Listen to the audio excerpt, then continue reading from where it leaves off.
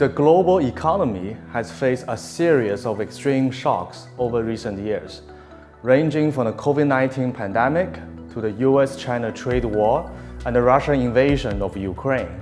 These dramatic changes have had far-reaching effects, leading to fundamental reversal of trade openness and the disruption of the status quo in global supply chains. Increasingly, companies and governments are calling into question the strategies that have dominated supply chain management for decades. As a result, a restructuring of global supply chains has been taking place. So how should firms adapt their global supply chains to maximize return, minimize risk, and most important today, improve resilience? In our CUHK Business School research white paper, we review studies that provide some answers to these questions and which may help guide businesses through the volatility, uncertainty, complexity, and ambiguity that have characterized the global markets today. In one research paper, we challenge the traditional wisdom that supply chains are linear in nature and the demand shocks are amplified upstream along the supply chain. Our study demonstrated that today's company operate as a part of a complex supplier network, with each player have multiple customers and suppliers. The network perspective brings brand new insights on analyzing the supply chain opportunities and the risk compared to the traditional perspective of a linear supply chain.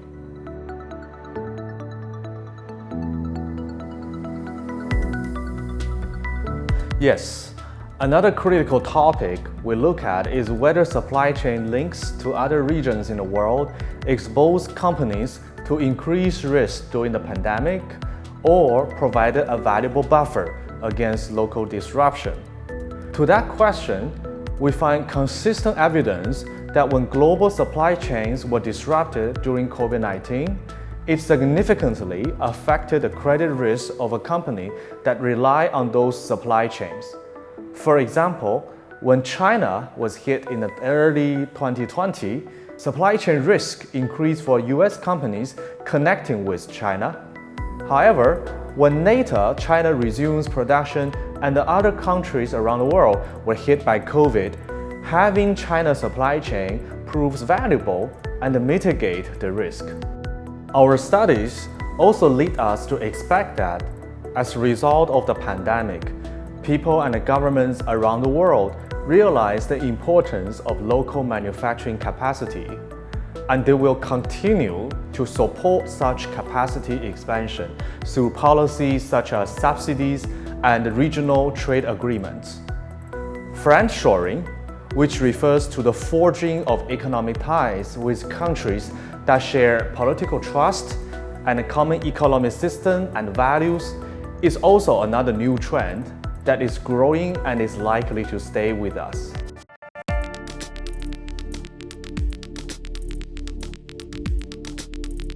Given the rising geopolitical tension of recent years, in another study, we look at how American companies restructure the global supply chains in response to the trade and economic policy uncertainty.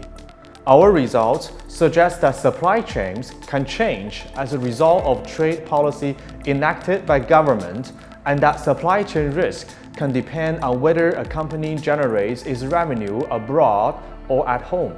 For US multinationals, which generate most revenue abroad, US policy uncertainty will push them to do more sourcing instead of bringing manufacturing home. Of course, they will look for sourcing destinations with low policy uncertainty as well. At the same time, explore new sourcing locations beyond China to diversify the concentration risk.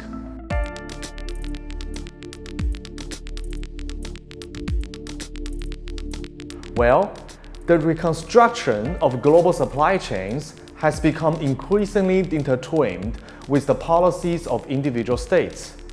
Given this, do US government suppliers adjust imports for countries that are affected by trade tensions, such as China and Russia?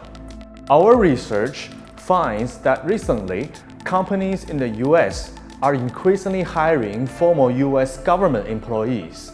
Effectively, such government connections can help companies to navigate the increasing murkiness of the global market landscape due to rising geopolitical tensions, as well as help supply chains by offering flexibility.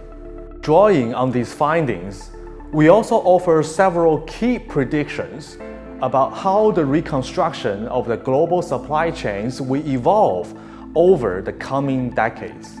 Would you like to know more about this and the other research topics covered by our research white paper series? Visit China Business Knowledge at CUHK.